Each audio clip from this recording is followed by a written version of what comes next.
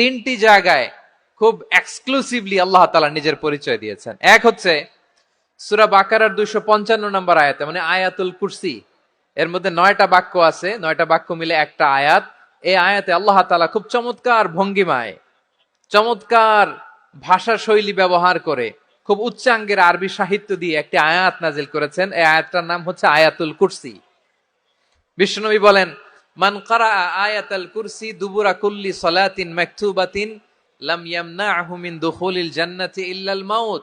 প্রত্যেক ফরজ নামাজের পরে যে আয়াতুল কুরসি পড়বে তার জান্নাতে যাওয়ার ক্ষেত্রে আর কোনো বাধা থাকে না, একটা জিনিস ছাড়া, সেটা হচ্ছে মৃত্যু, মরণ। লোকটা মরে না তাই জান্নাতে যায় না, মরলেই জান্নাতি।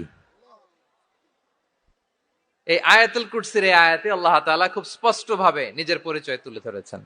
আবার সূরাতুল ইখলাসের ভেতরে আল্লাহ তাআলা খুব চমৎকার ভঙ্গিমায় তিনি নিজের পরিচয় তুলে ধরেছেন। অনুরূপ ভাবে সূরা হাশরের শেষ 3 আয়াতেও আল্লাহ তাআলা খুব চমৎকার ভাবে নিজের পরিচয় তুলে ধরেছেন। আওয়াজ করে পড়ুন সুবহানাল্লাহ। আমরা সূরা হাশরের শেষ 3 আয়াতের তাফসীর আজকে আমরা শুনবো। আসুন আমরা আমাদের রবকে চিনে নেই। আজকের আলোচনার টপিক হচ্ছে আসুন আমাদের রবকে চিনি। আজকের আমার ঢাকা বিভাগের প্রোগ্রাম থেকে, এই নবাবগঞ্জ বারুয়াখালীর প্রোগ্রাম থেকে আমরা আমাদের রবকে চিনে যাব।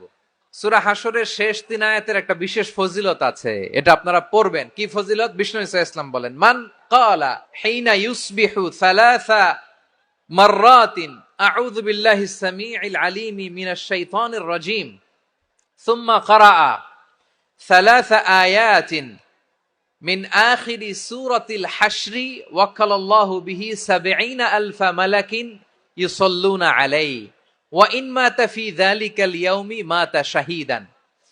বিশ্বনবী মুহাম্মদুর রাসূলুল্লাহ সাল্লাল্লাহু আলাইহি ওয়াসাল্লাম ইরশাদ করেন, যে ব্যক্তি সকাল বেলা 3 বার তেলাওয়াত করবে আউযু বিল্লাহিস সামিউল আলিম মিনাশ শাইতানির রাজীম, এরপরে সূরা হাশরের শেষ 3টি আয়াত তেলাওয়াত করবে, রব্বুল আলামিন ওই ব্যক্তির জন্য ৭০,০০০ ফেরেশতা নিয়োগ দিবেন যারা সারা দিন ওই লোকের জন্য মাগফিরাতের দোয়া করবে। শুধু এখানেই শেষ নয়, বিশ্বনবী ফরমান, ওয়া ইন মাতা ফি যালিকাল ইয়াউমি মাতা শাহীদান, ওই দিন যদি ওই ব্যক্তিটা ইন্তেকাল করে সে শহীদ হয়ে কিয়ামতের দিন আল্লাহর সামনে দাঁড়াবে। সকালবেলা যদি পড়েন 3 বার আউযু বিল্লাহিস সামিউল আলিম মিনাশ শাইতানির রাজীম 3 বার পড়ে সূরা হাশরের শেষ 3 আয়াত যদি তেলাওয়াত করেন, তাহলে আপনার জন্য আল্লাহ তাআলা ৭০,০০০ ফেরেশতা নিয়োগ করবে। সারা দিন তারা আপনার জন্য মাগফিরাতের দোয়া করবে। আর ওই দিন ইন্তেকাল করলে আল্লাহ তাআলা শহীদ হিসেবে আপনাকে কিয়ামতের দিন দাঁড় করাবে। আবার সন্ধ্যাবেলায় যদি পড়েন, সারা রাতের জন্য ৭০,০০০ ফেরেশতা মাগফিরাতের দোয়া করবে। ওই রাতে মারা গেলে শাহাদাতের মৃত্যু নসিব হয়ে যাবে। আযকারুস সাবাহি ওয়াল মাসা, সকাল সন্ধ্যার যে জিকির, এই জিকিরের অন্তর্ভুক্ত করে নেবেন এই ওয়াজিফাটা। যে হাদিসটা বর্ণনা করলাম সুনানে তিরমিজির হাদিস, যদিও হাদিসটা সনদের দিক থেকে দাঈফ, কিন্তু মুহাদ্দিসিন ইকরাম বলেছেন যেহেতু এটা ফাজাইলুল আমালের হাদিস, এটা পড়ার ক্ষেত্রে কোনো নিষেধাজ্ঞা নাই, এটা পড়া যাবে। সো সকাল সন্ধ্যা যদি সুযোগ হয় এই ওয়াজিফাটা যেন আমরা পড়ি। এই 3টি আয়াতের ভেতরে আল্লাহ তাআলা তার 14টি গুণবাচক নাম উল্লেখ করে দিয়েছেন। চমৎকার চমৎকার নাম, যে নামগুলো যদি আমরা আজকে পড়ি, শুনি, জানি, আল্লাহ তাআলা সম্পর্কে ব্যাপক ধারণা, ইন ডেপথ, আমার রব সম্পর্কে ইন ডেপথ নলেজ নিয়ে আজকে আমরা ফিরতে পারবো ইনশাআল্লাহ। বলেন সবাই। আসুন আমরা আল্লাহ তাআলার এই চমৎকার চমৎকার 14টি নামের ব্যাখ্যা বিশ্লেষণ আজকের এই তাফসীর ময়দান থেকে জানি। প্রিয় ভাইয়েরা, আল্লাহর অনেক সুন্দর সুন্দর নাম আছে, আমাদের উচিত এই নামগুলো দিয়ে আল্লাহকে ডাকা। সম্মানিত ভাইয়েরা, আল্লাহ তাআলার চমৎকার চমৎকার অনেক নাম আছে যেগুলো আল্লাহ তাআলা কোরআনে উল্লেখ করেছেন। আল্লাহর আসল নাম হচ্ছে আল্লাহ। আসল নাম কি? আল্লাহ তাআলার আসল নাম হচ্ছে আল্লাহ। আওয়াজ করে বলেন, এর চেয়ে সুন্দর নাম আর আছে? আল্লাহ নাম যতই জপি ততই মধুর লাগে, নামে এত জাদু থাকে কে জানি তো আগে, আল্লাহ নাম যতই জপি, ও নাম জপে প্রিয়তম, ও নাম জপে মজনু সম, ওই নামে পাপিয়া গাহে, হৃদয়ে গোলাপে বাগে, আল্লাহ নাম যতই জপি। আল্লাহু আকবার। এত মধুর নাম আর দ্বিতীয়টা নাই, যতই জপি ততই ভাল লাগে, ঠিক কিনা বলেন? এজন্য রব্বুল আলামিন বলেন, ওয়ালিল্লাহিল আসমাউল হুসনা ফাদউহু বিহা ওয়া যারুল্লাযীনা ইউলহিদুনা ফি আসমাই সায়ুজজাউনা মা কানু ইয়ামালুন।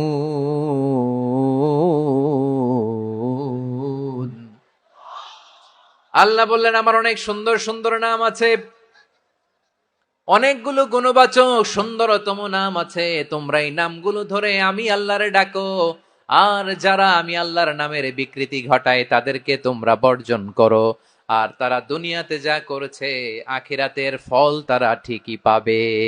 সুবহানাল্লাহ বলেন।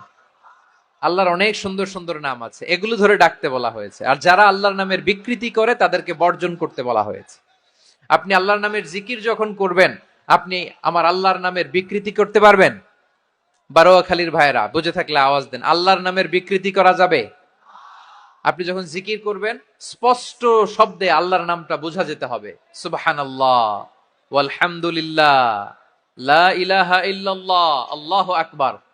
একসাথে মিলিয়ে করেন অথবা আলাদা আলাদা করেন, অথবা শুধু আল্লাহ আল্লাহ এই নামের জিকিরও যদি করেন স্পষ্ট বোঝা যাইতে হবে। আল্লাহর নামের বিকৃতি করা যাবে, কিন্তু আল্লাহর নামের বিকৃতি করে জিকির এদেশে আছে না নাই? আছে। দেখবেন জিকিরের মধ্যে হুই হুই হুই হুই হুই এরকম করতেছে, আছে না নাই?